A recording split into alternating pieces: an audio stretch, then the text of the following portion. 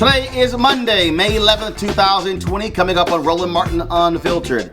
Losing 3 music icons this weekend. We will honor the life and legacy of Andre Harrell. Little Richard and Betty Wright. Will hear from the greats Al Shore, Teddy Riley, Wayne Brady, Regina Bell, Jesse Collins, Tamika Mallory. Folks, it's going to be an unbelievable tribute to these great individuals. You don't want to miss it. Also, President Barack Obama gives a commencement to high school students on Saturday, but how are schools adjusting to e-learning in the age of coronavirus? And we'll give you the latest in the Arbery case, where the Georgia Attorney General wants the DOJ to come in to investigate the DAs there. And guess what? A special prosecutor has been named in the case. Plus, we'll talk about Maryland. Governor Larry Hogan vetoed the money for HBCUs. Really? We'll talk with a delegate for the General Assembly. Are they going to override his veto to award the $577 million to these HBCUs? All of that next. It's time to bring the funk on Roland Martin Unfiltered. Let's go. He's got it. Whatever the miss, he's on it. Whatever it is, he's got the scoop, the fact, the find. And when it breaks, he's right on time and it's rolling. Best believe he's knowing. Putting it down from sports to news to politics. With entertainment just for kicks, he's rolling. It's on go, y'all. It's Roland Martin, yeah. Rolling with Roland now. He's funk, he's fresh, he's real, the best, you know he's Roland Martin now.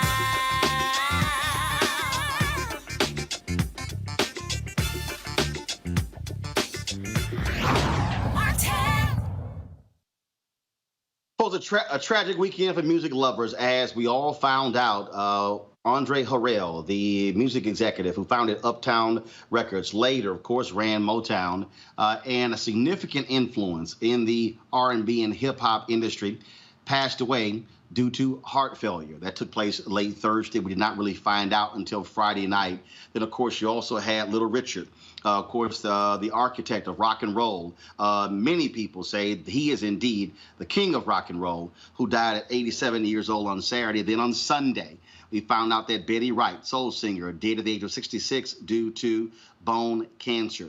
DJ D Nice, of course, who has known Andre Harrell for years, was playing music on Friday night when his phone started buzzing. And this is how we all found out about the passing of Andre Harrell.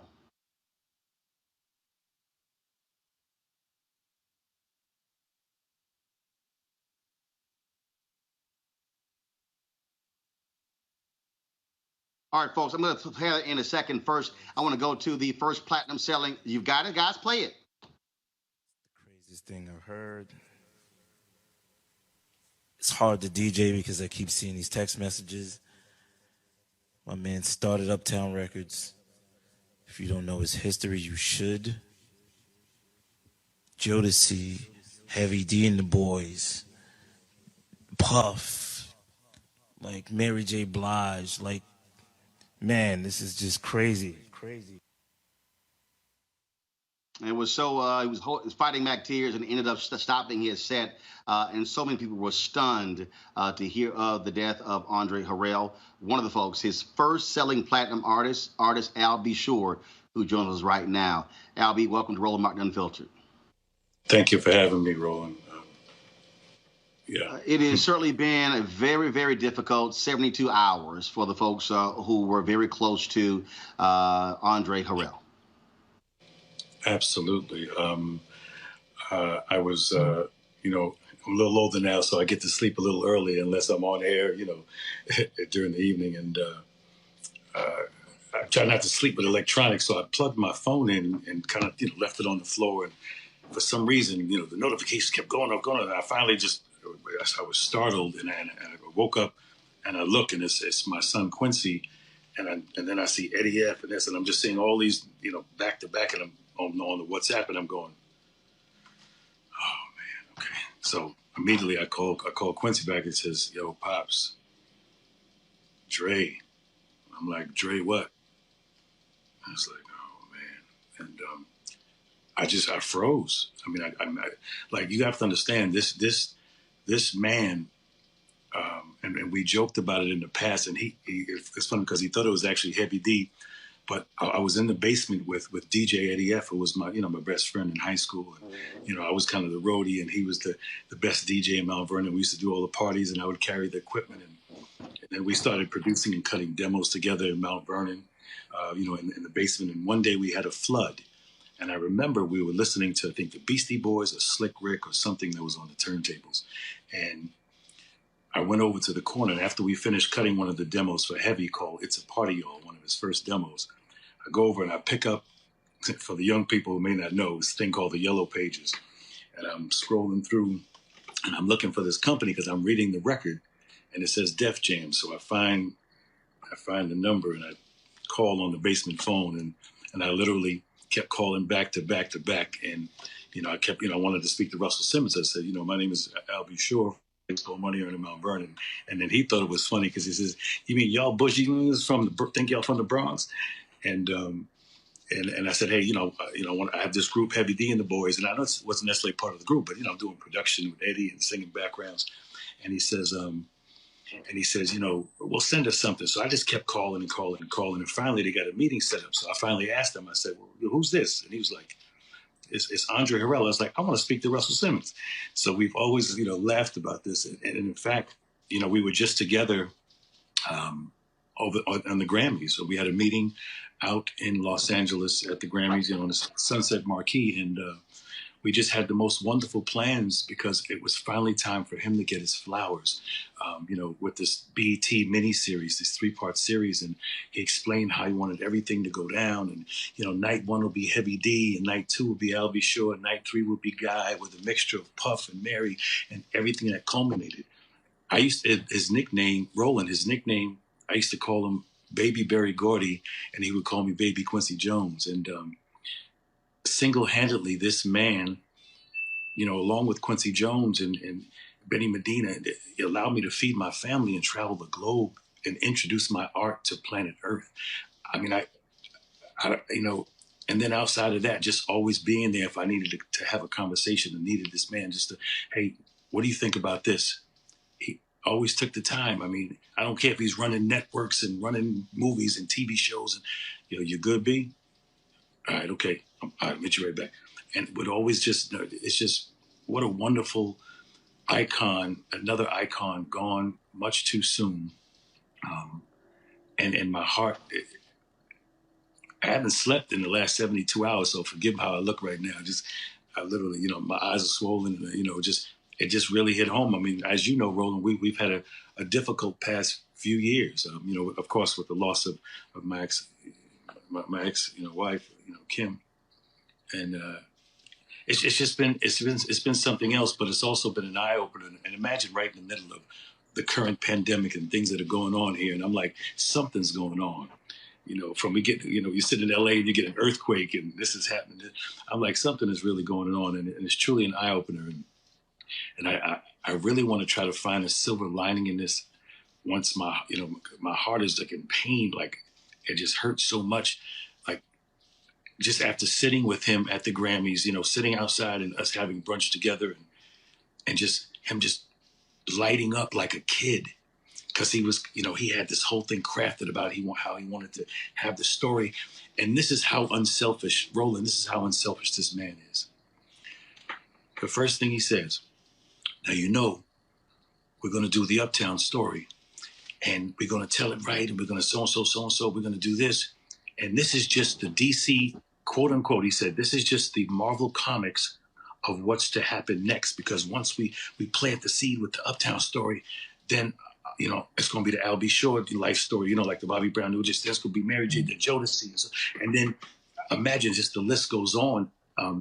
I can clearly say unequivocally that Andre Harrell's legacy, it is clearly, it's the boutique version of what Motown was, and with just, social media and all the other things attached to it. The modern day Motown. He's the modern day Berry Gordy, and no disrespect to it. I don't think anybody would disagree. And just to be able to hone in and find talent of that nature. You know, if I brought in Faith Evans or Jodeci and this, and he just had a knack for saying, okay, you work with Teddy Riley, and you work with so and so, and then Teddy, you work with Marion, and Teddy work with Heavy, and Heavy, you do a song for Monifa. I mean, he just had this in his brain, and it was, you know, and as you know, and one of the masterful things he would do, you know, dealing in this entertainment industry and how it is. And, you know, come on, you deal with everybody from gangsters to so on and so forth. He was just the smoothest cat. I don't care if cats came in blazing, and he would just sit there. Look, Money, let me tell you something. We're going to work this out. We're going to make this right. And it was just always, he was just the most unselfish, most charismatic, caring individual who introduced people's art to planet Earth and allowed them to feed their families. I mean, I don't even want to sound technical, but that's how amazing this man was. And I truly, and I have to say this from the bottom of my heart, I truly, you know, he wanted me to come in as, you know, as a producer on the show, and I've been talking to the writers and they're getting the story right and everything, because every time I see some of these films and these things, these depictions of what this represented, it's always slightly to the left or slightly to the right. It's never accurate. It's never fully accurate. So I want this man's legacy to be told properly, and for him to get his flowers. And I don't use the word hate, but I hate having to say it after he's gone, because I said it when he was here, and I told him at the table when I was sitting there with Paxton Baker and Andre, and just, it was just so important, man. And this has to happen. So with your powerful self, Mr. Roland Martin, you know, let's make sure we keep it out there and just make it worldwide, because this is a story that the entire planet needs to really be inspired by. I'll be sure. We know we have to go. We certainly wanted to have your voice as we remember the great Andre Harrell in this special. I call this virtual homegoing. Unfortunately, we really can't have the large funerals that we used to. We've done this with Reverend Joseph Lowry, with Bill Withers, Earl Graves, and so we know mainstream media won't do our folks justice, which is why we do what we do. We're certainly glad to have you participate in this special. We certainly appreciate it. Thanks a lot. Yes, so thank you. And anytime you need me back, Roland, you know, that's just a phone call. I'm there. Appreciate it. Yes, sir. We'll do it. Yes, sir. I want to go right now to, of course, I told you what we were focusing on. And just so you understand, initially, we were planning this to be a salute to Andre Harrell. Then on Saturday, we wake up, Little Richard has passed away. On Sunday, we find out Betty Wright has passed away. And so we said, look, we got to combine these. And so right now I want to bring in an amazing entertainer, Wayne Brady, of course, who has a connection with Little Richard. I reached out to him. And so, Wayne, glad to have you in Roland Martin Unfiltered. The camera is... Wayne, are you there? Yes, I'm here. Wayne, yeah, you can hear me? All right. How's this? All right, folks. So let's do this here. To control room, y'all get straight with Wayne. What I'll do is I'll go to Teddy Riley and come back to Wayne. Okay, do we have Wayne there? Yes, I'm here. I see him. All right, Wayne Brady, glad to have you in Roland Martin Unfiltered, man. Hey, sir, it's good to be here, Roland. Thank you. Again, as we kept losing greats this weekend. As we kept losing grace this weekend, it was like, well, this memoriam evolved. And so when Little Richard passed away, I said, look, we got to get Wayne Brady on. You, of course, have a connection there and to Little Richard. Yeah, Little Richard, I'm so sorry for my dog in the background. What can I say about him? I had the pleasure of working with him a couple times. Once when he was on Celebrity Duets years ago, and then before that, when I had a variety show on ABC, he was one of the first guests that I booked. And he wanted to be on the show, and he wanted to come on, and I got a chance to sing with Little Richard, and then I got to play him on American Soul. And I have to say that it was one of my life's honors to know that he got to see me portray him in a light that wasn't, it's not a sketch show. I wasn't doing a mockery. It was an actual tribute, trying to embody the essence of Little Richard, and to get his stamp of approval meant everything. when we think about James Brown, we think about Prince, we think about a number of artists. I mean, Little Richard, at the end of the day, had an impact that was multiple generations because folks looked at his style, looked at his singing style, looked at his clothing. Whether you want to talk about the lead singer of the Bar-Kays. So with the hair and heck, you can even go to Elton John with the costumes and all of that. Little Richard, let's say talking about rock and roll. So remember the Beatles and the Rolling Stones. These cats opened for him. So it was amazing to see these photos where they were unknowns and all crowded around him. That's called major influence. And not only was he influential in terms of when he says, I was the architect and I built rock and roll, it wasn't hyperbole. It was true. This man built the form that became known as rock and roll. But what I appreciated about him as a black man was his ability to live out loud and live in his truth, in the sense of he wanted to present himself a certain way, especially when he started. How many brothers were running around dressed like he was and with the lyrics that he had? He basically shoved anything that he wanted to say in the way that he wanted to present himself in the face of the listener, whether that listener was white or black, and say, here I am. And if you don't like it, too bad, because I'm not going away. And I think that is such an important lesson to live as a performer, but just as a human. We spend way too much time worrying about what that other person thinks, especially in this social media day and age. So I love a man like Little Richard that spoke up for himself and lived the way that he wanted to live. One of the things that, people often mocked his persona, mocked him demanding respect. But the reality is this here. You look at a Pat Boone doing the stripped down version of Little Richard's songs and selling more copies. You look at the adulation of Elvis Presley. The reality is that black artists had to deal with the reality of not getting their just due and respect. You look at, sports, you look at the major college athletic awards, it was later in life, a long time before you finally had one named after a black athlete. And so in so many places, black artists, black athletes have been left out of in terms of those accolades and in terms of how people receive them and treat them, even though they form the backbone of all of these different industries, whether it was entertainment, whether it was sports. Little Richard certainly fought for that respect and demanded that respect and had no problem saying it from the stage at major events. And we should follow that example. I think we as a people should follow that example. We demand the respect that is due you. If you know that you have done something that is respect worthy, do not be a shrinking violet. Do not be shy. That's a lesson that I had to learn later in life, because you're trying to be, oh, no. I want to be demure and I don't want to look like I'm asking for too much. Little Richard was so unapologetic in telling people that he was the innovator, the creator, the one, the number one. He stood at the mountaintop. Why not? If you did this thing, why not? And then if we would put more energy in supporting our people that make breakthroughs instead of filling ourselves with toxic derision, then we would be a force that couldn't be stopped. We need to get behind the Little Richards of tomorrow. Absolutely. And of course, we also lost the great soul singer, Betty Wright. Oh my goodness. Death comes to us all, and we know that.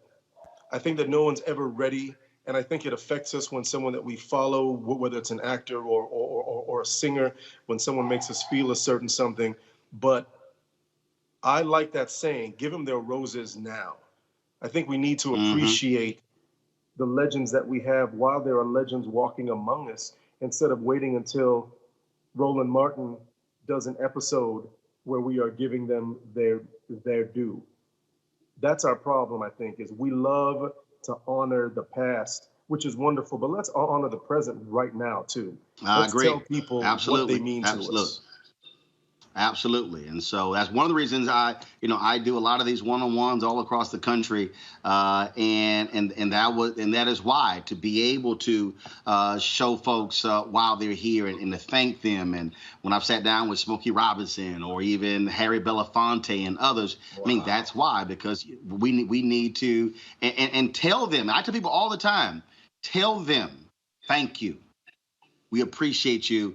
Thank you, and we love you for what you did for us. Absolutely. Amen. Absolutely. Wayne Brady, I appreciate it, man. Thanks so very much. Thank you so much for having me, Roland. You take care and be safe. Will do. Thank you very much. Do the same. All right, folks. One of the people who texted me on Friday night to alert me of the passing of Andre Harrell was one of the other folks you heard Al be sure talking about, and that is Teddy Riley. Of course, Guy, the group Guy, worked with Uptown, and Teddy Riley is known Andre Harrell for a very long time, and he joins us right here on Roland Martin Unfiltered. Hey, Teddy? Roland, how are you?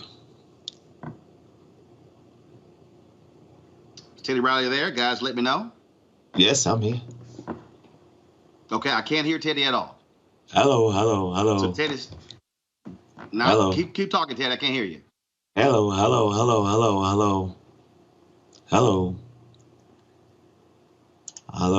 Yep. Okay, guys, he's coming through loud and clear to you, but I'm not hearing him. So please let me know what's going on so I can properly hear Teddy. So Teddy, Teddy, I'll do this here. I'll throw the first question out. You just answer it while they try to figure out the audio coming back to me. Just what did Andre Harrell mean for you as an artist, as a human being? Well, I can call Andre Harrell so many things, and they all are great, as far as being a coach, as far as being a mentor, as far as being, a big brother figure. He's been that for me. Even times when, I kind of moved on, I would always see Andre, when I was doing the versus battle, Andre was the last person on the phone that I talked to. And he was the person that gave me the pep talk, like what I need to do, because he knew that LA and Babyface was together. So I think, and this is just him, like I'll be sure said, he's such an unselfish guy. He always gives his time, his spirit, and his humbleness to others. And when he talked to me, the one thing he asked was, "You good? Are you all right? You know what to play? You got this?" And I felt like the Andre who, when I used to go to Brooklyn to his office, the Uptown office, I used to stay there, sleep on the couch, and just to learn everything I needed to learn. And, I would go straight from school to Andre, to the actual office. I don't know if you're hearing me. Are you hearing me? Hello? Can you hear me? Okay, so I'm still having some issues, guys. I'm hearing every fifth word of Teddy Riley. And so if we could, so let's do this here. I'm going to go to a break, and I want to come back. I know we're having some issues in terms of with Ethernet. Speed's been going up and down. So go to a quick break. Let's come back to Teddy Riley so I can hear him, so I can do this interview, okay? We'll be back at Roland Martin Unfiltered. You want to check out Roland Martin Unfiltered? YouTube.com/Roland S. Martin. And subscribe to our YouTube channel. There's only one daily digital show out here that keeps it black and keep it real. It's Roland Martin Unfiltered. See that name right there? Roland Martin Unfiltered. Like, share, and subscribe to our YouTube channel. That's YouTube.com/Roland S. Martin. And don't forget to turn on your notifications so when we go live, you'll know it. You want to support Roland Martin Unfiltered? Be sure to join our Bring the Funk fan club. Every dollar that you give to us supports our daily digital show. There's only one daily digital show out here that keeps it black and keep it real. As Roland Martin Unfiltered. Support the Roland Martin Unfiltered Daily Digital Show by going to RolandMartinUnfiltered.com. Our goal is to get 20,000 of our fans contributing $50 each for the whole year. You can make this possible. RolandMartinUnfiltered.com. All right, so a lot of y'all are always asking me about some of the pocket squares that I wear. Now, Robert don't have one on. Now, I don't particularly like the white pocket squares. I don't like even the silk ones. And so I was reading GQ magazine a number of years ago, and I saw this guy who had this pocket square here, and it looks like a flower. This is called a shibori pocket square. This is how the Japanese manipulate the fabric to create this sort of flower effect. So I'm going to take it out and then place it in my hand so you see what it looks like. And I said, man, this is pretty cool. And so I tracked down, it took me a year to find a company that did it. And so they make these about 47 different colors. And so I love them because, again, as men, we don't have many accessories to wear, so we don't have many options. And so this is really a pretty cool pocket square. Now, what I love about this here is you saw when it's in the pocket, you know, it gives you that flower effect like that. But if I wanted to also, unlike other, because if I flip it and turn it over, it actually gives me a different type of texture. And so therefore it gives me a different look. So there you go. So if you actually want to get one of these shibori pocket squares, we have them in 47 different colors. All you got to do is go to RolandSMartin.com/pocket squares. So it's RolandSMartin.com/pocket squares. All you got to do is go to my website, and you can actually get this. Now, for those of you who are members of our Bring the Funk fan club, there's a discount for you to get our pocket squares. That's why you also got to be a part of our Bring the Funk fan club. And so that's what we want you to do. And so it's pretty cool. So if you want to jazz your look up, you can do that. In addition, y'all see me with some of the feather pocket squares. My sister, who's a designer, she actually makes these. They're all custom made. So when you also go to the website, you can also order one of the customized feather pocket squares right there at RolandSMartin.com/pocket squares. So please do so. And of course, it goes to support the show. And again, if you're a Bring the Funk fan club member, you get a discount. This is why you should join the fan club. All right, folks, welcome back to our Roland Martin Unfiltered special. So just so you understand, it's been an absolutely crazy technical day. We, of course, normally, here I got like 250 megabits per second. It's like a drop to 4. And so we're trying to figure out exactly what's going on technical. We know there's a huge upsurge of usage because people are at home due to the coronavirus epidemic. And so we're sorting through that right now. We're doing a reconnect with Teddy Riley on our Skype. So we have Teddy back. Teddy, can you hear me? Yeah. There we go. Now I can hear you. See, I get people on YouTube and Facebook. I'm like, y'all. I'm like, I can't interview the man if I can't hear the man. It's always me. No. Trust me. You know what? I had so many gadgets ready. I was like, look, I had all these ready. I was like, if this don't work, this is going to work. Or this is going to work. No, it wasn't you. The reason we were 10 minutes late, because Al B. Sure was supposed to leave by 6:10. We were 10 minutes late because same thing. I had to go through 3 different connections, so it's all kind of drama. And so, but the bottom line is, people don't understand is you got to make it work. So we finally made it work. We played that clip from the Black Breakfast Club on how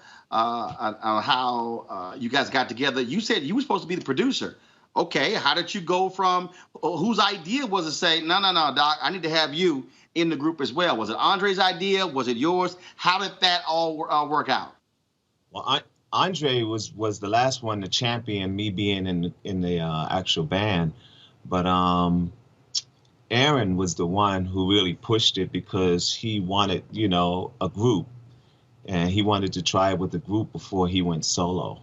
So if we're speaking about Guy, that's, that was basically Aaron pushing it and Andre, sealing it, and Gene Griffin as well, who actually said, no, you need to be visually seen. You're doing the music, you're doing all the music, so you need to be in the group. So that's how I became a part of Guy. Do you think it was, when I think back to what Al B. Sure had to say, Berry Gordy was a songwriter. Mm-hmm. I mean, he wrote hit songs. Then, of course, he founds Motown. Andre was in a group, then becomes an executive. There are people who are in the industry who are executives who've never been artists. So do you think he was so successful because he understood the artist because he was once in that position?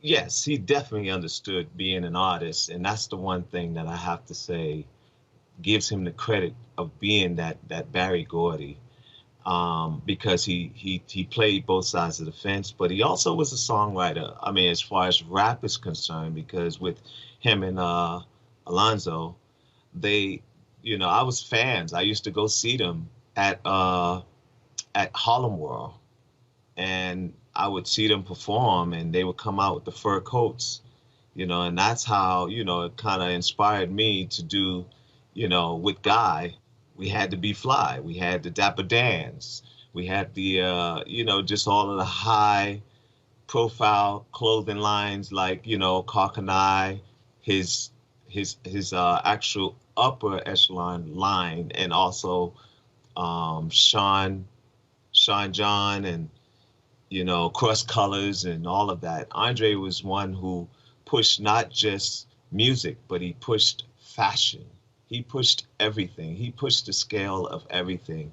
So Andre was that guy on the other side who did it different as far as, the culture, and as far as the style and direction of each group, and nobody looked the same.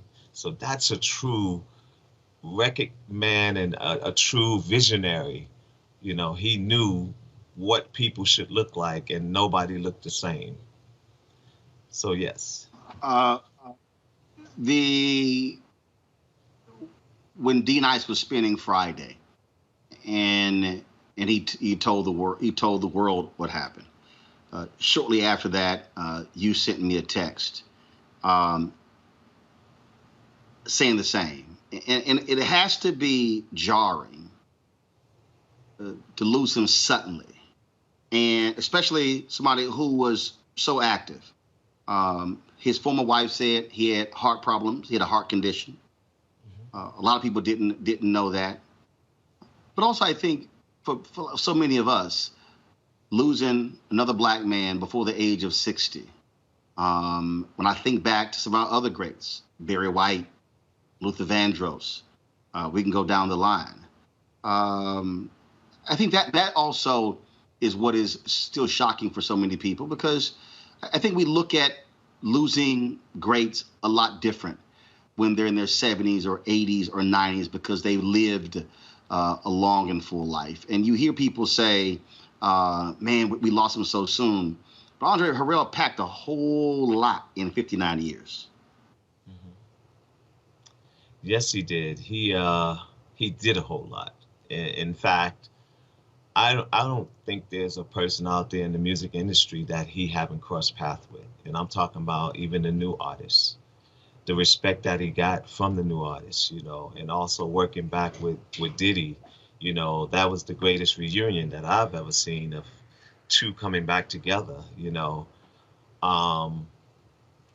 was just that lovable guy. Like, I think that his reflection reflected on me, it reflected on Heavy, it reflected on Al B and all of the people from Uptown. Because if you speak to any one of us, you would hear, something from Andre that comes out of us, whether it's a slang word or something, that he would do. It was just that he was just that type of person.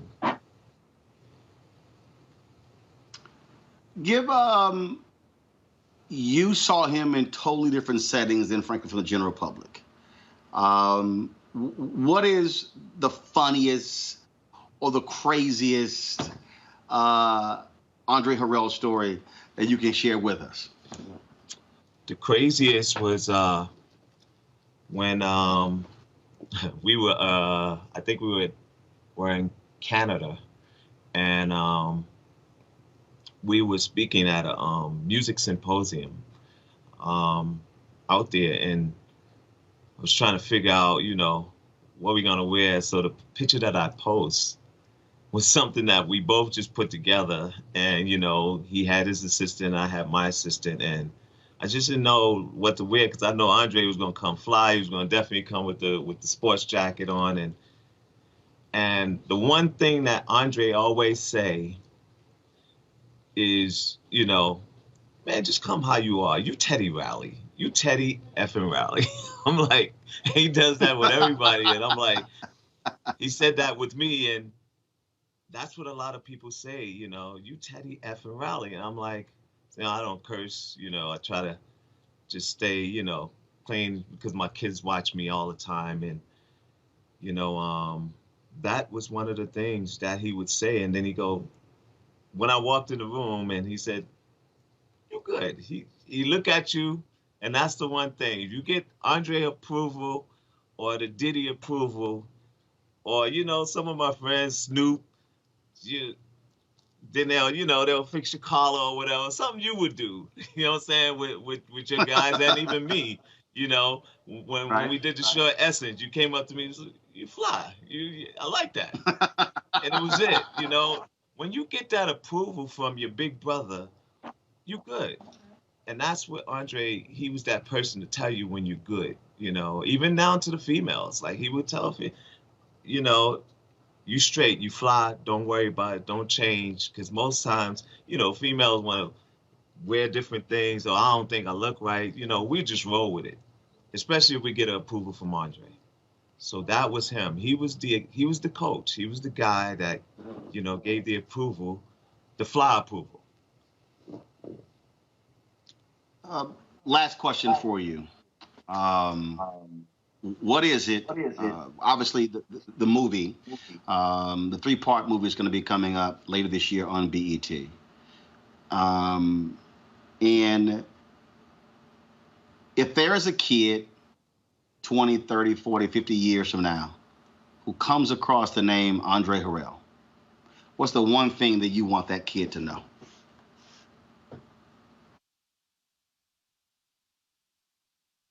All-around guy who did it all, who was an artist, who was in a record company, publishing company, everything in the music industry that you could name. Andre was that. Even down to producing, shows with Revolt and all of the great things that he's done, and giving others, pointers and swag. He was that guy that was that visionary. And we can go back on a lot of things that he's done for a lot of us. These kids should definitely know that he was one visionary that became our new millennium, Barry Gordy, and he was that, I was one of the producers of Uptown Records that he called on to work on different projects and several projects, and I was that sponge in the back, and when I was called, I came out and I shined because, with Andre, you got to shine with him. So kids need to know what he's done, especially they're going to know through me, and they're going to know through this film, what he's done for all of us and what he means to the culture. Teddy Riley, it's always a pleasure. We're going to have you back on the show on Wednesday. Looking forward to that conversation, but we certainly wanted to have your voice as we remember do this special. And just real quick, if you got anything you want to just share with regards to Little Richard and Betty Wright before we go. Yeah, Little Richard was definitely an uncle to us because we got to actually spend some time with Richard at the Sunset Marquee. A lot of people didn't know that he had a residency in the Sunset Marquee in LA. And he stayed in the same room. Every time we check in that hotel, he's in that same room. So we was trying to figure it out. Well, he live here? So he came out of his room one day and he said, "Teddy, Aaron, oh, y'all all staying next to us." And I was like, who's us? It was Millie Jackson. She was there too. And most of the legendary artists had residencies. You know, the hotel would give them that same room when they come to that hotel. So Sunset Marquis was one of those hotels where we had got into a situation. I think it was the week of Aaron Hall's birthday, and this is one time we got a pep talk from him that was a scolding, and I'll tell you the scolding. We had got into a problem. Aaron had got into a situation with his girlfriend, and when he got into that situation, it made a lot of noise in the hotel on that first floor. And that particular floor, we was all staying on there, and Little Richard came out of his room, and he told us, you know, man, y'all can't be doing this. Y'all the new thing. Y'all the new stars, and you know, y'all don't need to be going through all of this, man. Y'all fighting girls and all of this stuff. And I said, well, it's not me. He said, I know, but if it's him, it's all of you. And he's right. If one gets in trouble, you're all in trouble. It's one for all. And that's what he said. And then my favorite song that I learned first that my father put in front of me was Tutti Frutti. And just so that you know, that's my connection with him and actually getting to meet him. And then Auntie Betty. She was like an aunt to me, and she always wanted to work with me because she felt like my music would be the answer to what she wanted to do, and she wanted to get into some gospel as well. And she was like, what you did with the Winans was so special to me, and you know, things of that nature. You know, that was my connection to her, and getting to speak to her on the phone at least 3 or 4 times. You know, I have to say we're gonna miss all 3 of these incredible entrepreneurs and entrepreneurs. Teddy Riley, we really appreciate it, man. Thank you so very much. Thank you for having me, man, and I'll talk to you soon. Yes, sir. Yes, sir.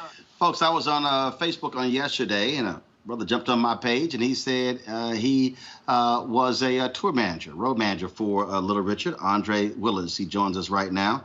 Mr. Willis, how you doing? I'm doing great, here in the ATL. How you doing? All right. Glad to have you here. So, the great Little Richard. How long did y'all work together? Well, we were together from 77 to 82. I took over his career when he left rock and roll. And he was, matter of fact, we met by accident in Compton, California, where his cousin, then Pastor George Rainey, was conducting a tent meeting on Tamarind Avenue. And his musician, who is still alive here and well, matter of fact, the whole team, the evangelistic team, is still around. One is in Florida, the other here, and myself. But we traveled with him throughout his ministerial career, the other side of Little Richard. But even though he had the ministerial career, was an evangelist, the reality is rock and roll could never leave because that art form was so personified as a result of the persona of and the music of Little Richard. That's correct. He tried really to stay focused on the ministerial side of things, but he was battling because he did have his band. A lot of folk that he was responsible for in terms of their finances, etc. And then as he tried preaching, and the man was a great, prolific preacher, having been a student of the Word, a theologian, graduated from Oak Creek College, one of the Seventh-day Adventist universities in Huntsville, Alabama. He knew the Bible. And when he decided to make that change to try to go full-blown towards ministry, it was difficult because he wasn't making the kind of money that rock and roll was awarding him.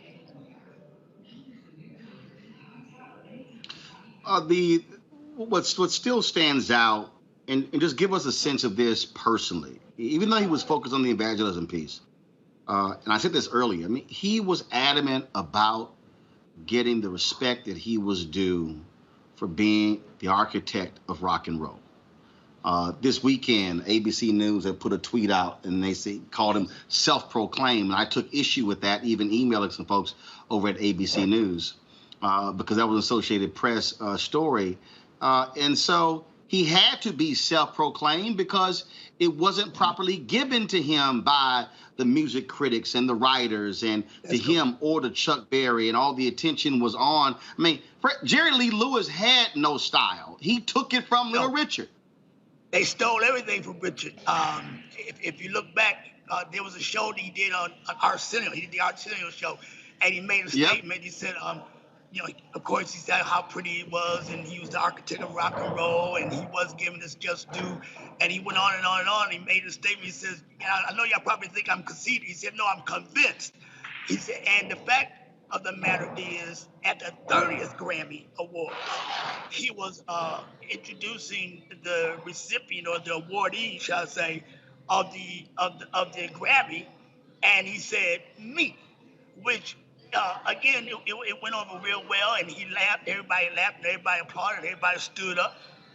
But he was making a truth that even to this day, he has never received the just due, even down to a Grammy, for all the things that he has done to penetrate the music world, and has started so many careers. The Beatles he founded, a number of artists. James Brown, I even know a story about how they met. James Brown was in his band. James Brown wanted to be famous, so he started a group called James Brown and the Famous Flames.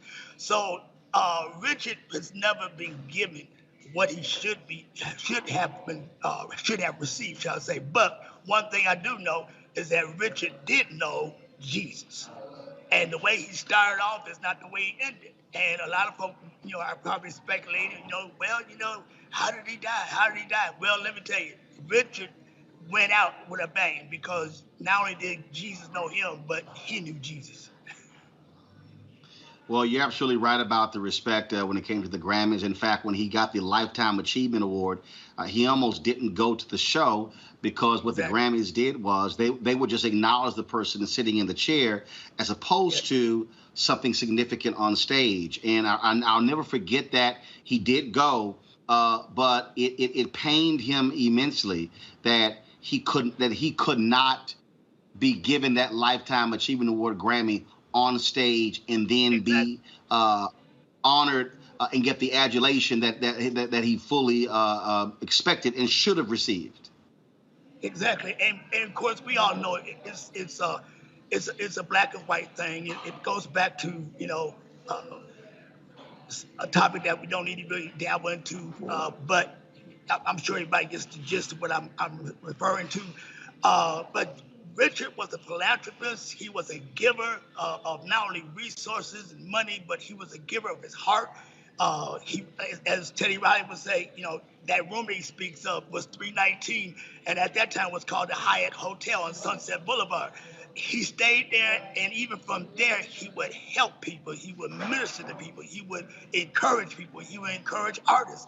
And Richard was a giver, but again, he did not get that kind of respect of being the type of giver that he was. And I'm just glad that you're doing this show, and to the Wright family and to the Harrell family, all those who are connected to those two individuals. We have lost three great superstars, and yet because of the magnetism that these three have seemed to have grabbed, the essence of who they really are will never be felt and understood or told. The whole story.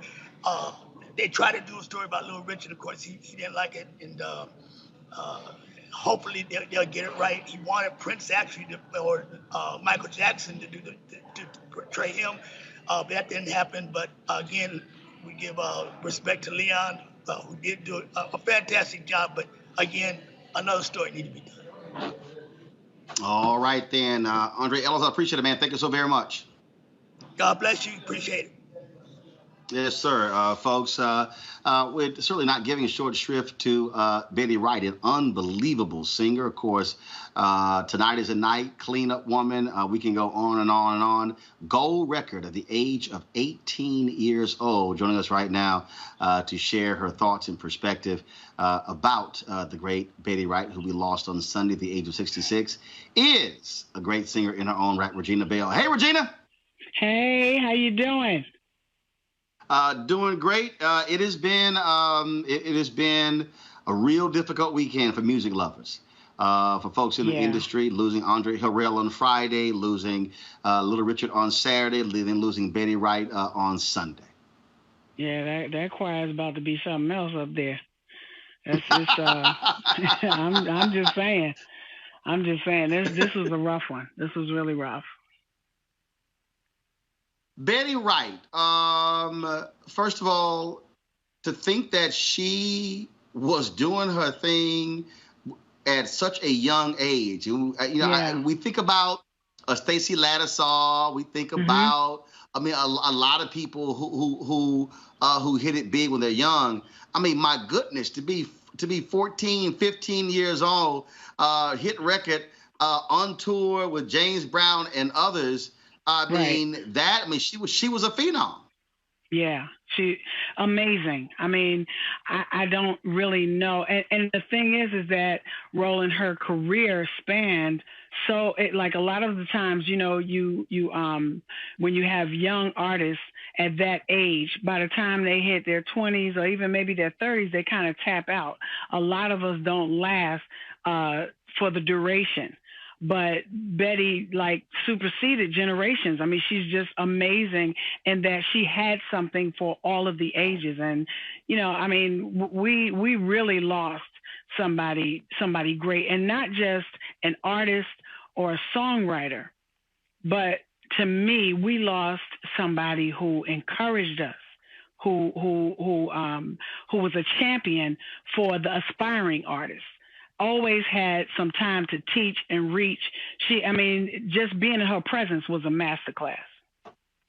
When we think about music, when we think about sound, people often talked about Michael Jackson singing the Smokey Robinson hit song when he was a kid, but folks talked about her voice. To have that sort of voice. Have that such a mature voice at such an age is amazing. Absolutely amazing. Listening to Betty growing up, she all made us want to sing those songs, even though, I couldn't sing Tonight is the Night around my mama because it kind of wasn't a song to sing as a little girl in front of your mother. She wasn't trying to hear it. So, but those songs, in terms of the depth of her voice, that was part of my training class growing up. I wanted to have the depth. I wanted to have the fullness. That's why out of the box, when I first started, I came out and I'm thinking I'm going into R&B. Immediately I went into adult contemporary because of the bigness of my voice. So, in other words, she's left footprints on a lot of us in terms of how we still maintain and sustain our careers today. One of the things I think is funny is to hear people. I saw somebody post the tweet, and they said that their mama's favorite song was "Tonight Is the Night." And the person was like, "Oh my God, and they were like, I can't believe that's my mama's favorite song." And then somebody replied, "How in the hell you think you got here?" It's like, what? It's like, yo, a favorite song is a favorite song. If somebody said, Darling Nikki is my favorite song, don't mean you a freak. It's just you like the song. I'm like, yo, calm down. Well, no, because when you growing up in a house where, you going to church and your mama is an avid church goer, I'm sorry, Roland. I hear what you're saying about the premise, and I get it, but it didn't work in the house with Lois Bell. So sorry. She, And a lot of my friends, the same thing. We would kind of go undercover and listen to it. My favorite, though, I think was Clean Up Woman, because that was the song I played on Saturdays because we had to clean up in the house. So that was the day of chores. So Clean Up Woman was, and you know, she went with us, not just in the house, throughout the house, but she went with us to the cookouts. You couldn't have a cookout and not play a Betty Wright song. You didn't really have a cookout if Betty Wright and Al Green wasn't there. So, you know. And that's the thing for me. And is look, I try to explain to people all the time. If you want a measurement of, look, there are people who are singers and they have successful songs, great songs, hit songs, but classics is a whole different category. Yeah. And if you are a cookout staple, you in the classic category. Especially in Black America, you ain't never lied. That's the truth, and that's what we love about it. I would say a cookout classic is the equivalent of making the cover of Jet magazine. Yes, it is. I've never heard it put quite that way, but you know what? I'm gonna roll with that. That's exactly right. You're exactly right. That's what it is. That's what it is. And so that's what it is. That's what it is. And look, it's the cookout where you got a lot of food, or it's the cookout where you just got some hot dogs and ain't no hamburgers. it's the cookout. Period. There you go. Last question for you. One of the things that I think is always great when we talk about our older artists is that they went through stuff that this generation of artists did not go through. Right. And so,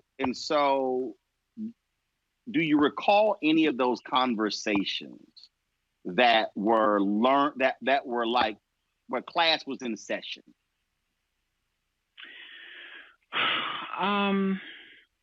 Well, for me, you know, whenever Betty and I got together, it was, you know, we were at gigs. We didn't have a lot of time to, you know, kind of have that space to really do. So we made the best. We had quality time wherever we were. And, you know, she did some of the backgrounds for my, and in fact, she made the voicings. She made it be what it was for a lot of my early hits when I was in the studio with Nick Martinelli. So her thing was about perfection, doing the best that you could possibly do. If you know that God has called you with a gift, then you need to please him by doing the very best that you can do. And that's where she always came from with me. It was always, like I said, being around her was always like a master class or a teaching and reaching moment to make sure, you know, hey, sis, I'm just trying to make sure you got it. You know, that you understand that, you know, a hit is a hit for as long as it is, but you can literally roll as long as you want to if you always give the people everything that you have to give. And so I'm indebted to her for that. And I just, you know, knowing all the things that she was able to do, all of the different artists that she reached, that's what really gets me, because when you look at some of the hell that she went through in her own life, it never stopped her from serving the people and sharing her gift with people. And that's huge, because a lot of people, you know, you would be by right to have a nervous breakdown or just go to, you know, I'm out, I'm going to take a hiatus or whatever. I mean, she was always doing something to help us, even if it wasn't on stage. She was so-called, quote unquote, backstage, helping us helping us perfect our craft, helping us to be the best that we could be, believing in us even in places where we didn't believe in ourselves. So that's why, you know, when I say we're really going to truly miss this icon, those of us who are in the recording industry, we know what I'm talking about. Mm-hmm. Regina Bell, it's always great chatting with you. Always great to see you. Take care. Roland, thank you. Listen, I wanted to just say with the manager for Little Richard, yes, that was amazing to me. That was amazing to me. I only met Andre Harrell in passing, so I didn't really have a relationship with him. My condolences to his family. But the one thing I loved about Little Richard, is that he always let folk know who he was and where he came from. And my thing is, if you can't toot your own horn, who can you toot? And he rightfully had the right to say the things that he said. I was really, it was an eye opener listening to the manager, because I remember that Grammy incident where he said that, and people stood up because people know. And I can just get with him on another note. I can get with him when he started talking about the dichotomy that he faced in answering his calling, and also, making sure that his band can work, and that people who loved him still answering that call. That's a really rough area, and I know that being in the church, being a believer, and knowing how hard it is. When I first started, when I got ready to do my gospel records, I faced the same kind of situation, and I faced it a lot from the industry people more than I did, and church folk than I did, people in the R&B world. And so it was, I basically had to say, this is what God called me to do, and I'm going to have to do what I do. I had, amazing people going before me, like the Clark sisters, for the fact that they had such a hit with You Brought the Sunshine. It made it a little bit easier for me to swallow this pill, to be able to say, I love God, and I'll let folk know even in the club. So I really, really, to that torment that he kind of experienced, I can definitely concur with that, and how that is so much of a big deal, and you really have to fight within yourself to get past it, to do what you feel like you've been called to do. Just wanted to throw that out there. All right, Regina, I appreciate it. Thank you so very much. Love you, Ro. I love you, darling. You take care. Folks, of course, we're remembering three great icons we lost over the weekend: Andre Harrell, Little Richard, and Betty Wright. Earlier today, I got a chance to talk with Jesse Collins Entertainment. He's been working with Andre the last 2 years on that 3-part series slated to air later this year on BET. Here's a conversation, folks. And again, it was amazing. Their last phone call took place on Wednesday. Here's Jesse Collins talking about his last discussions with Andre Harrell. Jesse, I saw your Instagram post, man, and as you reflected on that last phone call with Andre on Wednesday, I mean, it had to be surreal because just reading what you wrote, that he had this sense of urgency that he needed to say this now. Thinking back on it, I mean, you had to say, man, that he must have known or felt something. That's the thing about it, is like, it makes you believe that there's a higher purpose to everything, because the conversation that he felt like he needed to have, we were going to have 20 more times, because, it's just all part of the script process. And, but it was like, she needs to, talking about Tasha, our writer, she needed to feel his energy. That's all he kept saying, was she needs to feel my energy on what this last part of my story needs to say. And he's like, and I got to tell her now. It had to happen right then and there. And then their conversation actually went into Wednesday and Thursday. And then they were supposed to speak again on Friday, and unfortunately they weren't. It never happened. And that's really what I felt as what you posted, and I could imagine hearing the conversation, him going, no, you don't understand now. Right. Now. And you were like, dude, what the hell is the problem? I know. I'm like, come on, Dre. Like, look, we don't even have a budget yet. You're gonna have to give a lot more notes. And he's like, and we don't even have the first 2 scripts yet. And he's like, I don't need to know all that. Worry about that later. I need to talk to her right now. And so he did. And, it's amazing. She got a lot of great information out of him. So things that we didn't have in all the years of developing this story. So he was absolutely right that he had to talk to her, and I'm so glad he got that opportunity. How long have y'all been working on this story?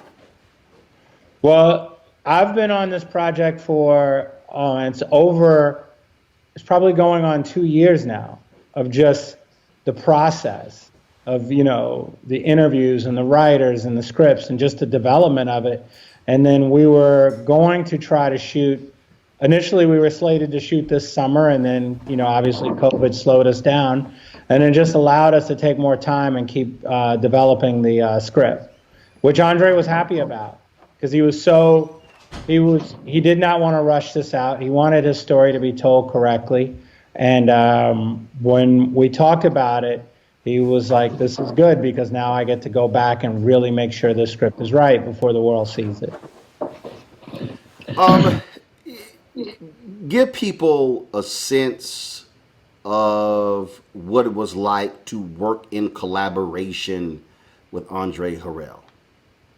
It was just infectious energy. Just everything was, and nothing was impossible. He was always the first one to get whoever needed to be on the phone to make it happen. Like, he was a great connector. He always knew someone that knew someone, and he knew how to make things happen. He knew how to inspire you to go beyond what the rules may be, or what somebody up above may be saying can't be done. Like, nothing could stop him. And he was just great at, making things happen. And he was kind of like the Clarence Avon of our generation, in that he could just connect people that needed to be together to make something great. One of the things that obviously people talk about, you talk about the connecting, but you also people talk about the mentoring, the conversations with the numerous people, whether somebody was an artist, an executive, whether somebody was a dancer, whether somebody was on the acting side as well. He was someone people wanted to hear from, for him to pour into, and for him to be able to guide them in terms of where they need to be going. Absolutely. I mean, Andre's advice kind of could fit into whatever your walk of life was, because it was all about Black excellence. It was all about inspiration. It was all about creating a situation where you are providing the best at what you do, and making sure that you are providing an opportunity to others and pulling them up with you. So it didn't matter if you were on Wall Street, or you were in film, or you were in music. That can apply to everything. That's why I say that, like, the handprints of Uptown are in every company, whether it's Bad Boy, Rock Nation, Charles's Macro, everybody, Will Packer, everybody has taken a piece, whether they know it or not, from the Uptown blueprint. And so we all have a great debt we all owe a great debt to him. This story, obviously, this 3-part mini-series, docu-series, I've heard different names associated with it. One of the things that I think it serves the purpose is to give people a real understanding, I think, of what you just laid out, that impact. And I think all too often what happens is that we know of these individuals because we operate in these spaces. But the general public really doesn't understand how all of these dots connect, and how it is really this significant web that's going on. No, absolutely. That's why, and it is a 3-night miniseries, and it is educating the audience on who Andre Harrell was, and how you don't have not just Bad Boy, but you don't have Rock Nation. You don't have so many other companies. Andre was one of the first to really embrace, uplifting and sharing our culture with the world. It wasn't just about a song from Heavy D, or a song from Mary J. Blige, or a song from Guy. it was the whole package.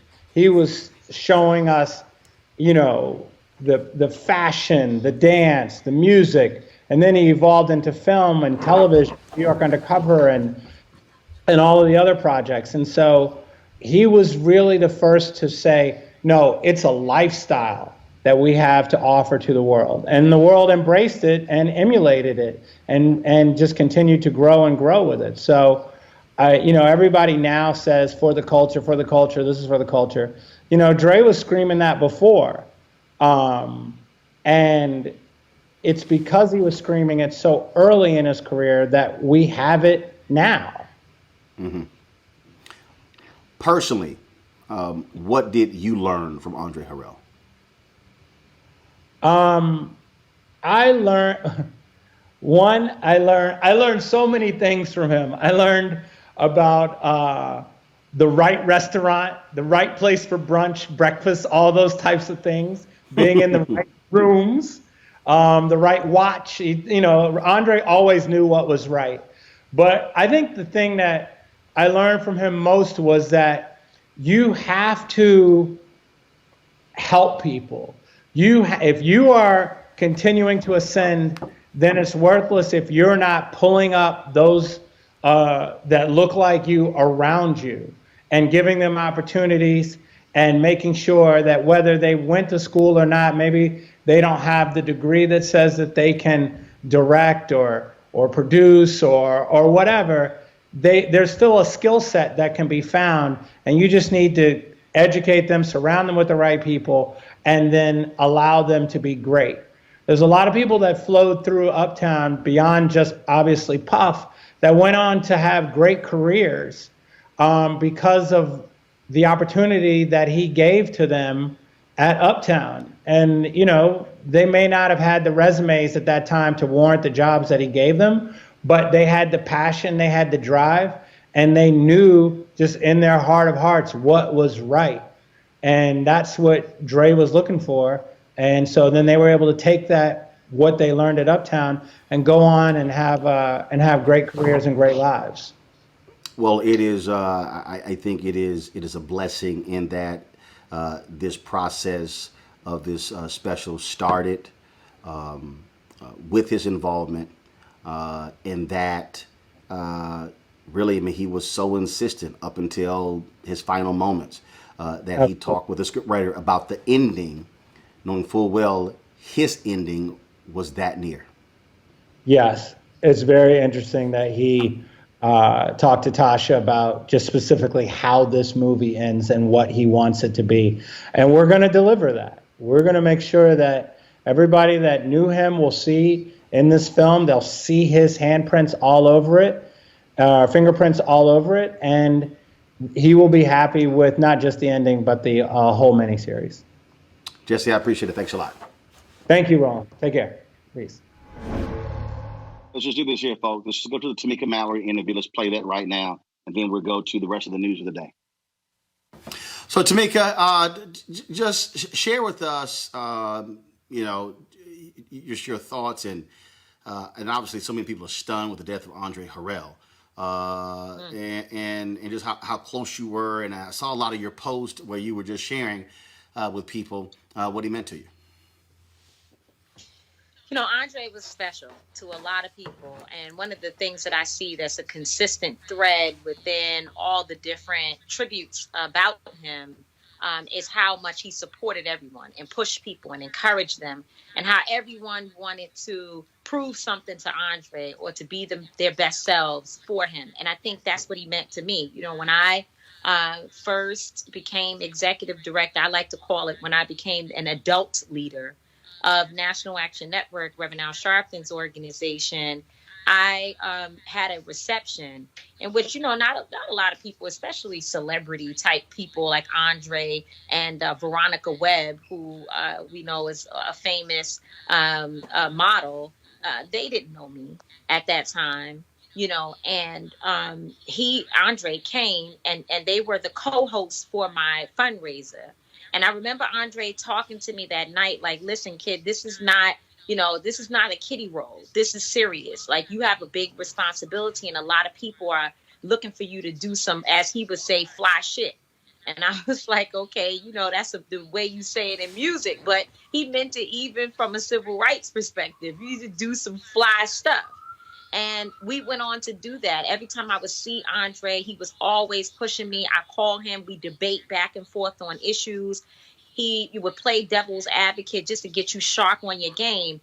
And, you know, the thing I think that was really incredible is the way that he was able to help you navigate Puff, right? Because Puff didn't just go along with anything. You had to really be able to get Andre to help you get Puff to understand the issue and the importance of his influence. And he did that. He navigated so many different spaces. So, you know, I just appreciate Andre. And you were one of the first media entities to cover the American Airlines situation when I was ejected from that plane unfairly. And Andre got celebrities from Snoop Dogg to Eva, all types of folks to get involved to talk about how I had been wronged. That's just the type of dude he was. And I think, Roland, the last thing I would say is that, you know, a lot of people are talking about Andre being the music guy, but that's not all that he was. He was also in civil rights, arts, entertainment, history, Black culture in general. He had his hand in all those places. So long live Andre Harrell. When you talk about, again, the role and responsibility, I think one of the things that people really don't understand that oftentimes, and you understand this intersection, oftentimes you have folks who want to see celebrities and others out front and visible. I've often said that's not everybody's space. And so you need those individuals who are behind the scenes, who move in those spaces to get people in to certain points. And I think that's really what I hear when you talk about what Andre did. You weren't looking for him to be standing with you on the front lines of the march. Your deal was, I need you doing this. Right. Right. I needed him to be the connector, because influence comes from many different places. The movement is not just about those of us on the streets. It's about the people in the suites. It's about those people who don't even understand nor care about the movement, but they have an influence. And if you can win them over and help them see how it applies to their lives, then we make a stronger, bigger, more powerful unit. And Andre was good at that. He was good at taking a rapper who was like, man, you know, I got money. I'm living in my big house. I'm doing my thing. This has nothing to do with me. He was really good at helping you to craft a message that would work so that that person could understand how important their role is in the movement. And so those are valuable lessons, because not everyone has that. Some of us, we have our talking points. We've studied them. We've read the history books. We know what we know, and that's it. But that's why our movements are so secluded, if you will, and everything is in silos. Andre was the guy who brought the music and the entertainment to the civil rights event. And you could have a march and fly entertainment and look good because he was in fashion, wear you some dope glasses, and attract young people and folks who never was turned on by that, you know, type of scene before. So he was just the connector, a fly dude, sort of like he had a little Roland Martin. Y'all got a little bit of each other. A little Roland Martin. No. I think Andre was a whole different level there. I had to get a kick out of your line about you saying he always had good looking women around him. Oh, listen, I told you Veronica Webb, he bought Veronica Webb to be the co-host for my function. And I was looking at this beautiful woman who I never met, but he got her to come there to endorse a woman that she never met. It was because Andre asked her to be there, and she was beautiful. He made you feel you had to be perfect in your own way, not perfect. You know, you could catch Andre with street folks, people who didn't, you know, they weren't looking like they were going to the ball, but you felt like you were going to the ball because that's just the type of dude he was. And obviously, I think look, death hits us in so many different ways. There are those folks, you take a Little Richard or a Betty Wright who passed away. Both of them were older. In the case of Little Richard, 87, Betty Wright, 66. When we expect somebody, obviously when they're older, but I think it obviously with Andre Harrell, it was so sudden. 59 Yeah. 59 years old, and literally on the phone having conversations and working deals, according to reports, and then just leaving us. I think that also, that suddenness of such a vibrant individual, it catches everybody off guard. Yeah, it does. And and you're right, he was working deals because as we know, Puff had just made his statements most recently about voting and Joe Biden and the presidential election. And Andre was engaged in the aftermath, trying to help make sure that Puff, that his emotional state and his feelings and passion were connected to some real action and real movement on the ground. And so that's what Andre was doing. I know for sure he was talking to Charlemagne, had just had a conversation with him. And I saw that message from a lot of different people. So we know what Brother Andre was doing. He had purpose and meaning. And I can't wait until someone tells the real story about who Andre was beyond the music. Absolutely. Tamika, always a pleasure. Thanks for joining us at Roland Martin Unfiltered for this tribute to three of our iconic figures in music. Thanks a lot. Thank you. I appreciate you, Roland, and I'll see you at a Club Brown Liquor. You know it. You know it. All right. Talk to you. All right, folks. We have so many different people who want to join us to pay tribute to Andre Harrell, Little Richard, as well as Betty Wright, and so we'll have more to share tomorrow. Right now, we're going to go to a break. When we come back, we're going to talk about the mass graduation taking place on Saturday. President Barack Obama is going to be the commencement speaker for the class of 2020. We'll also talk about latest in the Ahmaud Arbery case, major developments there, and what pressure will the Black Caucus in Maryland put on the legislature to ensure they actually override the veto of Governor Larry Hogan when it comes to the $577 million for HBCUs. All of that, Roland Martin Unfiltered, next. You want to support Roland Martin Unfiltered? Be sure to join our Bring the Funk fan club. Every dollar that you give to us supports our daily digital show. There's only one daily digital show out here that keeps it black and keep it real as Roland Martin Unfiltered. Support the Roland Martin Unfiltered daily digital show by going to RolandMartinUnfiltered.com. Our goal is to get 20,000 of our fans contributing $50 each for the whole year. You can make this possible. RolandMartinUnfiltered.com. Folks, on Saturday, President Barack Obama will give the commencement address to the class of 2020.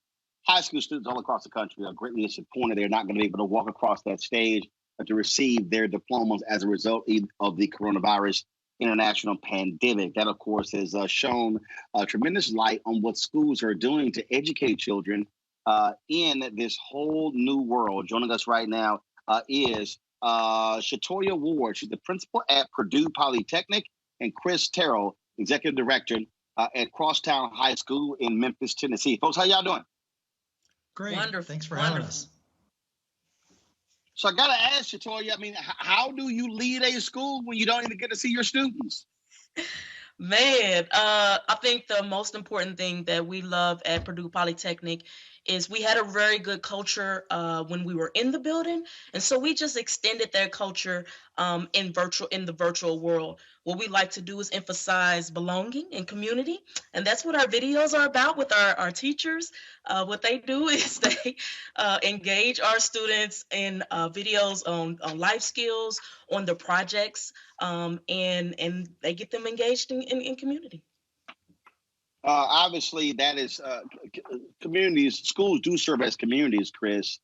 But we're also, we're seeing how so much is being exposed, and that is the number of students who can't access online learning. And there are students who don't have computers or laptops, the districts that are underfunded and can't even afford to give those resources to the students. And so it is made for a very difficult transition for a lot of places educationally. Absolutely. I think it's absolutely a shame and a travesty that we can't better provide for our students when it comes to technology, when it comes to internet access for all. I was in Mexico City in February, and everywhere you went, there was free Wi-Fi available within like a 20-mile radius of the city. It's a shame that we can't do that for everyone and for our students in this age. All right, Chris, I want to reset my question, and that is, what we are dealing with now is we're dealing with what this whole thing is also exposed is the difficulty of being able to educate all children. We're here in school districts not being able to afford the laptops or the iPads. I mean, you name it, and that's what's been going on. Absolutely. And so what we've done is a multi-tiered approach. Like we have online learning, we're doing full PE lessons, we're doing poetry slams, we're doing everything that we can to combat isolation with our students, but we're also reaching out individually and making phone calls and having conversations with our students on a regular basis to keep that connection.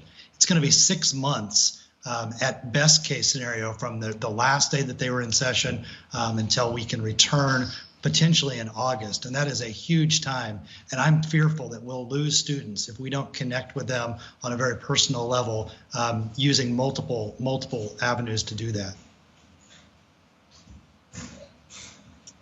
Shatoya, I want to toss this question to you, and that is, look, we're nearing the end of the school year, but I'm hearing from parents who are concerned that their children, that they've fallen behind. Now you got summer school, now you got summer coming up, and that they may be even further behind come the fall. What would you say to them, and what should other principals and other school leaders be doing to prepare for this going longer than we even anticipate? Yes. The fortunate thing that we have going on with us is the assessments that are going on online that we utilize throughout our time on a day-to-day basis to support our students in the areas or the gaps that they are having so that we can prepare them for the next year.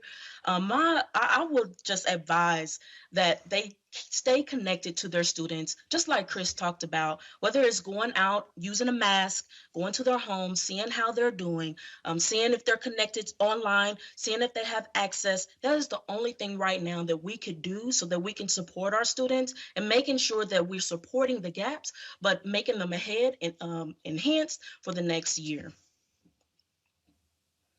Chris, same question to you. All right, so it looks like we're having some issues with Chris's Skype there. So let's just do this here, folks. Shatoya, final question to you, and that is, we don't know how long this is going to go.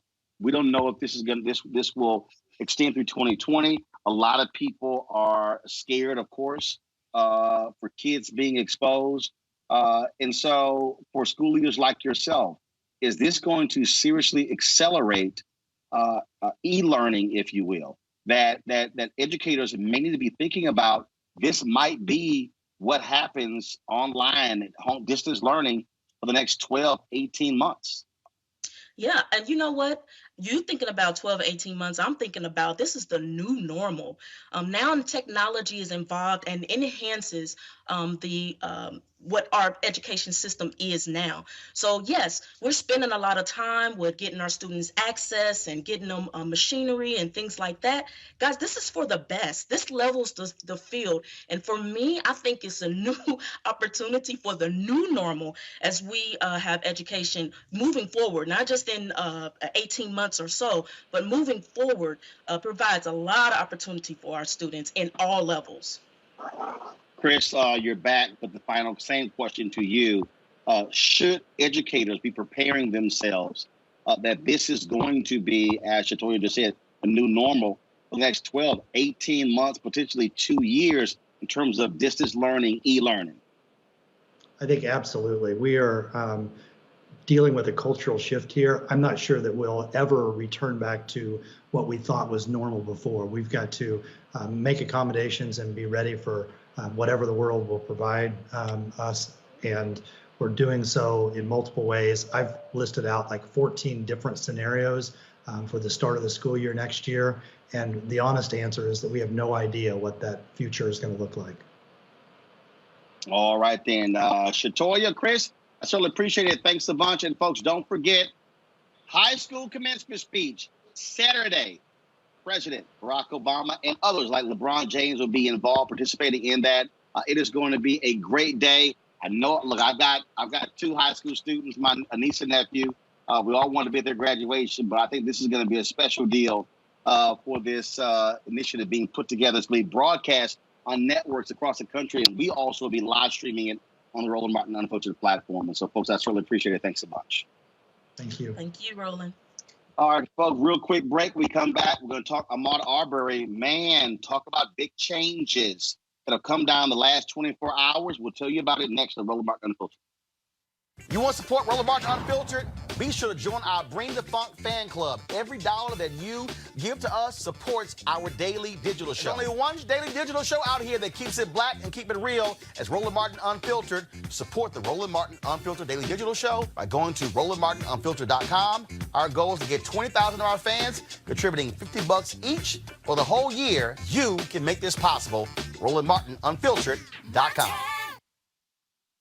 Big developments in the case of Ahmaud Arbery, the black man shot and killed February 23rd by two white men as he was jogging down the street. First, the Georgia Attorney General has called on the Department of Justice to come in and investigate the district attorneys who were involved in this case. The initial DA, Janice Johnson, recused herself. Cops, though, in Glenn County Police Department say they wanted to arrest the two men involved, but she said no. The second prosecutor, George Barnhill, he absolved these two men, George McMichael, Travis McMichael, of the murder of Ahmaud Arbery, and then recused himself. And the third prosecutor took forever trying to make a decision before the Georgia Bureau of Investigation.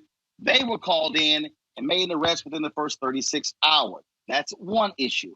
The second issue, that is, a special prosecutor has now been appointed in this case, a black woman from Cobb County who was a Republican appointee of Governor Brian Kemp. Also, over the weekend, this video was released showing Ahmaud Arbery inside of the home that was under construction. Oh, people on the right, conservatives, white folks, and white folks who think like black people who think like Candace Owens, raced and said, "Oh, here you go, Ahmaud Arbery. He wasn't jogging. They were saying that this is just like hands up, don't shoot." Well, the owner of that home said nothing was stolen. And all of a sudden, a bunch of people on social media, Black, white, Latino, Asian, said, "I've gone to look at houses like this before. What's the big deal?" Okay, guys, we have the video rolling. So go ahead. All these things. Case. I want to bring in my legal panel right now. A. Scott Bolden, former National Bar Association Political Action Committee, Deet Tewelde, Robert Patillo, civil rights attorney. All right, Robert, I'm going to go to you. So a lot of things happened, Robert, in the last 48 hours there in Georgia. Well, one of the interesting things about what you were just saying, that you have a lot of these conservative online bloggers with absolutely no legal experience or knowledge who are putting out disinformation about the liability and the ability to assert self-defense and or a citizen's arrest in Georgia. Understand one thing. We have a lot of case law in this state. You have Patel v. State, you have Brunson v. State, you have Carter v. State, which lay out when an individual can assert a claim of citizen's arrest, and none of it involves pulling a gun on somebody, chasing them with a pickup truck, surrounding them with three people, and then shooting them. With regards to self-defense, as has been thrown out there as an option for justification as to why this individual was shot, you cannot assert a claim of self-defense when you provoke the action. When you approach somebody with a gun drawn, with a shotgun, that person then has the right to defend themselves against you. There is no claim of self-defense. You have committed a felony yourself by pointing a shotgun at them of aggravated assault, and you lose all claims of self-defense. Anybody who's a Second Amendment advocate or a gun owner knows that you cannot brandish a weapon at somebody in a threatening manner. That is a felony charge in this state. So it's ridiculous the way they're trying to muddy the waters and sully what is going on. At most, Mr. Arbery was guilty of trespassing. And me and my wife, when we were building our house, we went through the neighborhood and we went through houses just like that to see what they were building inside of our houses. So I don't think that anyone can justify that being the basis for killing an individual. And if the facts were changed, if this wasn't a 25-year-old black man, if it was a 80-year-old white woman or a 20-year-old white cheerleader or something, and two rednecks had chased her down and shot her, I don't think we'd be having this argument. Deet Tewelde. Again, all of a sudden, the Georgia AG wants DOJ to investigate these DAs for wrongdoing. You now, of course, have this video of people say, "Oh, here you go. Why is he in khaki shorts and Timberlands jogging. Hell, you got people who jog in combat boots. This is the part where they're going to try and make out this career criminal, that he was doing something wrong. And what we're doing is feeding into that, and we shouldn't. I don't care what he was doing on that property. At the end of the day, the McMichaels didn't see him commit a crime. That is the point. They said that Barnhill, that is, a second DA who recused himself, said that they were well within their rights to detain him, or at least try to detain Ahmaud under the citizen's arrest law. And that's just incorrect. They can't believe or try and detain Ahmaud based on a belief, based on what they think they know. They didn't actually see him commit a crime, therefore the citizen's arrest law was not appropriate at the time. So while we sit here and argue about what he was doing, whether it's a normal thing to go through a property under construction or not, we have to keep focused on what the law is and what we know as facts. Right now, that just wasn't appropriate, and it would have been an illegal arrest, and therefore they can't now cry self-defense because they were approaching him when they shouldn't have. Scott Boland, I want to bring you in here again. When you look at these things that are coming out, the homeowner says nothing was stolen, and then all these people. I mean, I've had white conservatives, black folks, others who say I've often gone into homes under construction, taking a look around, and people are saying this happens all the time. Your deed is completely correct. I mean, it's all irrelevant. It's ridiculous and irrelevant. The video actually helps the prosecution, because whatever the defense is going to be about their right to stop and their right for reasonableness just goes completely out the window. So what? And by the way, one thing we have not talked about is Tennessee v. Garner. I know my colleagues know that case because I've written about it, that even the police cannot shoot a nonviolent fleeing felon who is running from them, even if he was committing a felony. Here, he's not committing any crime. He's looking around. If he was trespassing, the only person that could stop him and file charges against him for trespassing isn't the defendant, isn't the arrestees, but the owner of the property. And they weren't around and nothing was stolen. And so we have to keep perspective, as my colleagues have said here. This will be part of the defense, but that dog won't hunt. And it'll be highly insufficient or completely insufficient of a defense. You got a good judge, a former judge rather. I think Robert talked about this judge in Cobb County, or rather this prosecutor in Cobb County. She's a conservative, but that's okay. That means if she's a judge and she's a politically conservative, she's going to play it by the book. And if you play it by the book here, the only thing that matters is, do you have the elements for felony murder and aggravated assault here? You have that. This case is going to go to a jury, or it's going to be a plea, because nothing else really matters but the facts. And you've got two videos that tell the whole story. This is also, of course, when you look at the calling in of the DOJ to investigate. I think that is obviously it's important.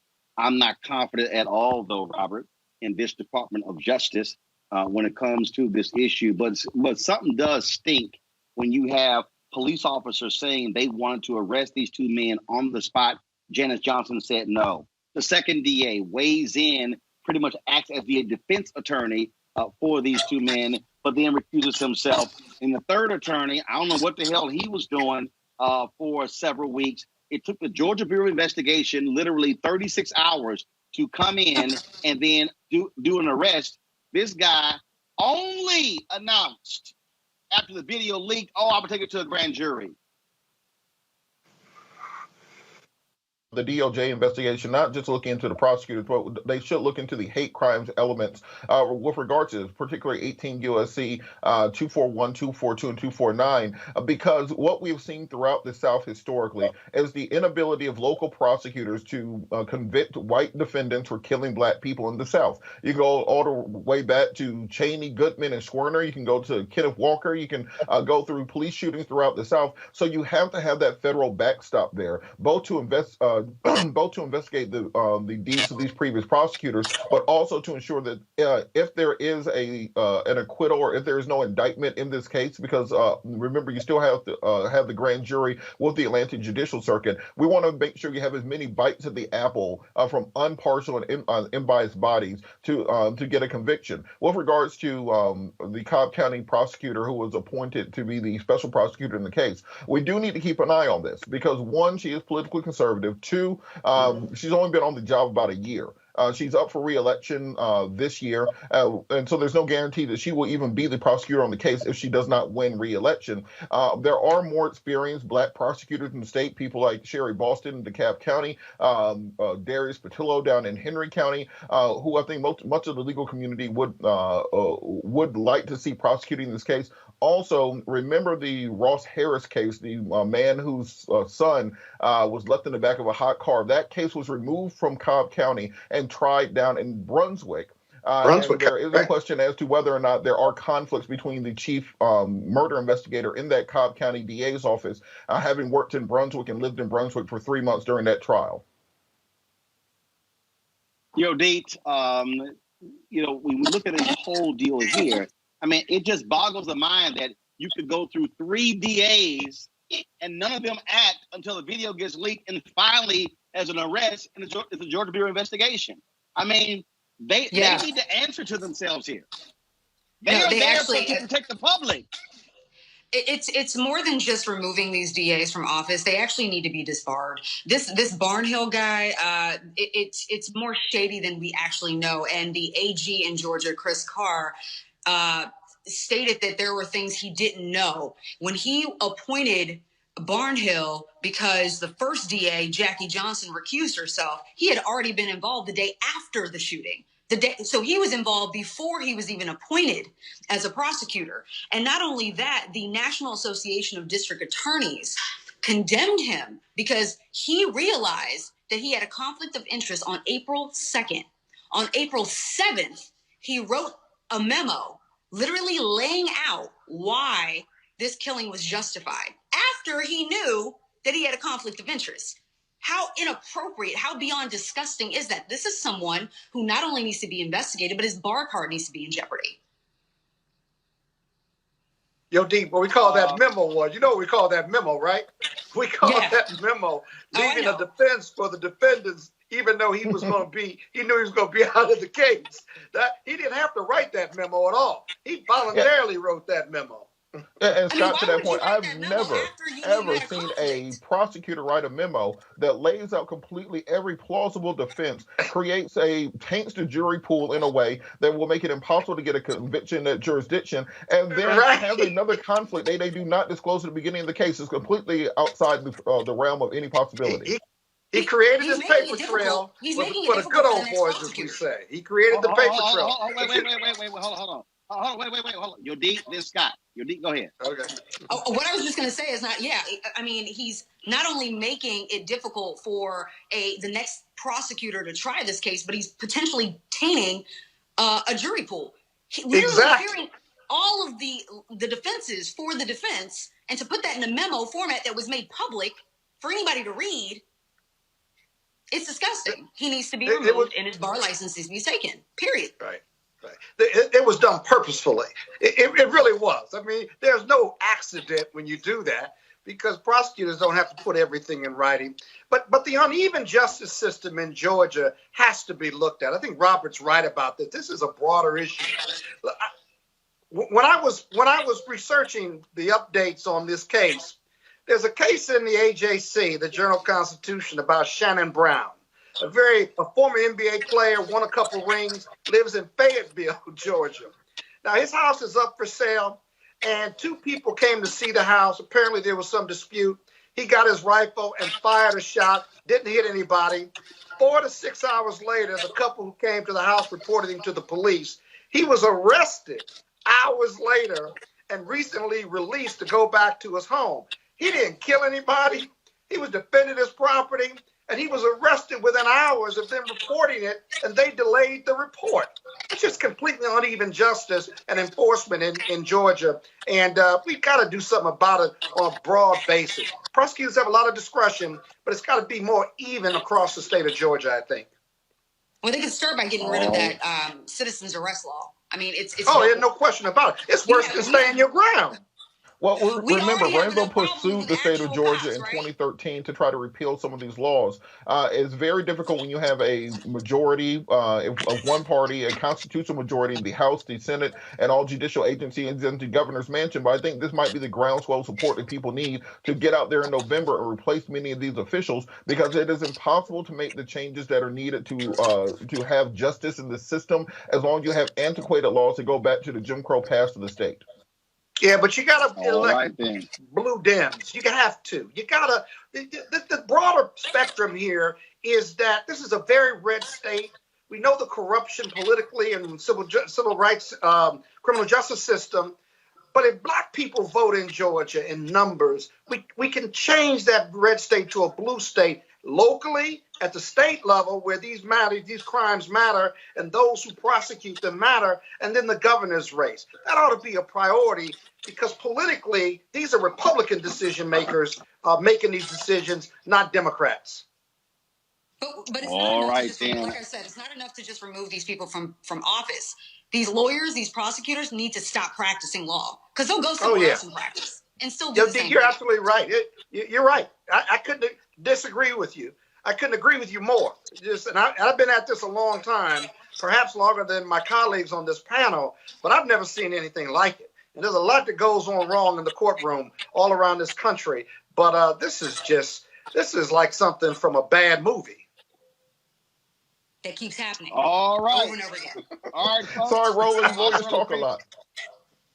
Yeah, no kidding, really. And he let us talk this time. God bless you, Roland.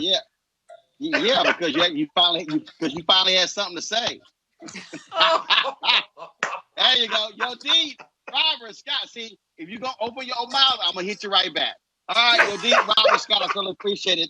Thank you so very much. Thanks, all right, folks. I just saw this here. Diddy finally has made his first public statement since the death of Andre Harrell. Let's go to my iPad, please. And let's just go ahead and show it. Come on, let's go to my iPad. Here, do y'all see the tweet there? Okay. All right, let's see here. Let's see if we can get this straight. Not sure why you can't see it. But hold on one second. I'm gonna switch iPads. Come back to me. I'm gonna try to switch the iPad here. And then I'm also gonna play a video if I can. This is let's see if we can go to the let's see here, Twitter. All right, just give me a second, folks. And we're also getting our next guest ready. And so y'all let me know when we have our next guest. This is what let's see here. We got a problem here. All right, let's see. Come back. Let's see if we can. All right, I'm still working on it, folks. So I want to show you this here. I want to play this video because remember at the Grammys this year, at the Clive Davis salute, Diddy was actually saluted at the event, and he also praised Andre Harrell at that particular event. Let's see. I want to go ahead if I can bring it up now. Let's see here. Okay, this is the tweet that he just sent out. I honestly still cannot believe it. I've got to give myself the reality of this indulgence because I can't even handle this. I hope to God that you're all blessed to have someone in your life that loves you and believes in you like this man believed in me. I'm going to miss him so much. I can't even imagine life without Dre. God bless Gianni, O'Neal, and the rest of the family. Love you forever, Dre. And again, at that Clive Davis tribute, this is what Diddy had to say about Andre Harrell. Okay, you're not getting any audio? All right, so all right, not sure why we're not getting any audio. So we'll have that from your end, and we'll work on that. So let's go to we'll be paying tribute tomorrow, and so we'll try to have that video for you. But I do want to go to our final story. We've been covering, of course, what's taking place in Maryland HBCUs. 13-year lawsuit. They finally got the legislature, the General Assembly, to approve a $577 million allocation. Governor Larry Hogan, though, he decided to actually veto it. Interesting. And he gave the rationale he gave was that, well, because of coronavirus, that they've had some funding issues, some revenue issues.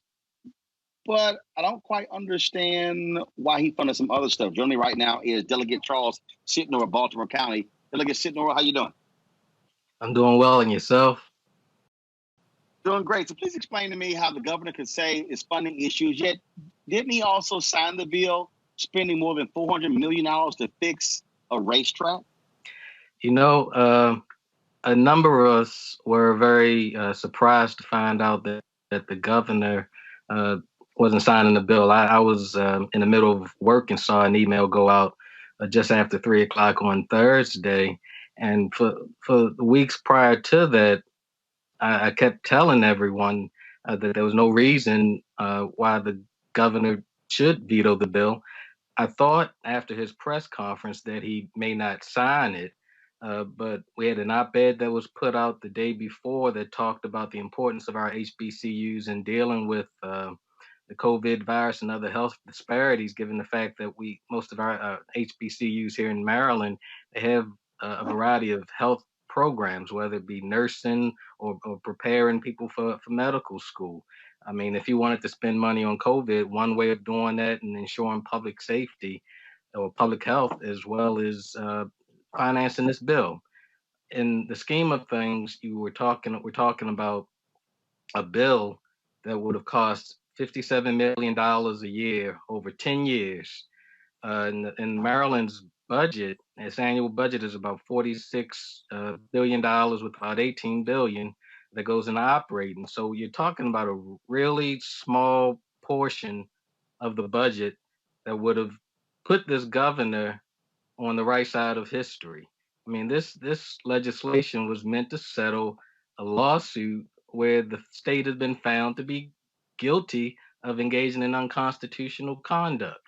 I mean, so there's no question about liability. It was all about damages. And one of the arguments that I made to my colleagues was, we can settle this thing for $577 million versus what the state itself said during the court case, that damages could be between $1 and $2 billion.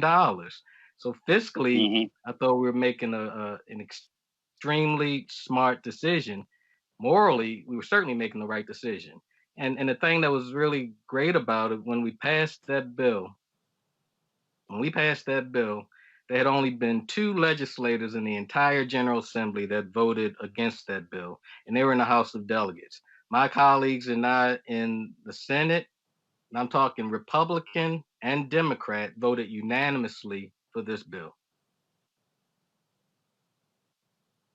So will the General Assembly override his veto?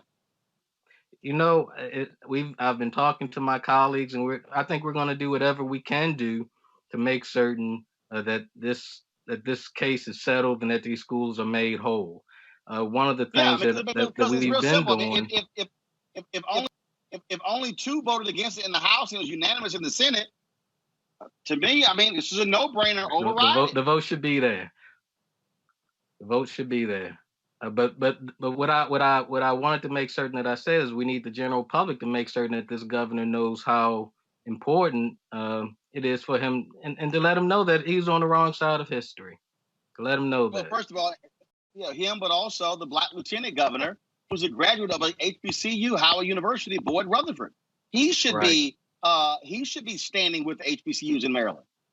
Yeah, I have not had an opportunity to speak to him. I certainly know that he cares about HBCUs, but I think I would appreciate, and again, I don't know what discussions that maybe him and the governor had, to be honest with you. I thought this was a slam dunk, easy decision for the governor. So I think, like I said, a number of us are shocked. All right, then. Delegate Sitnor, we certainly appreciate it. We'll be following this story and see what happens. Appreciate you. All right. Thank you very much.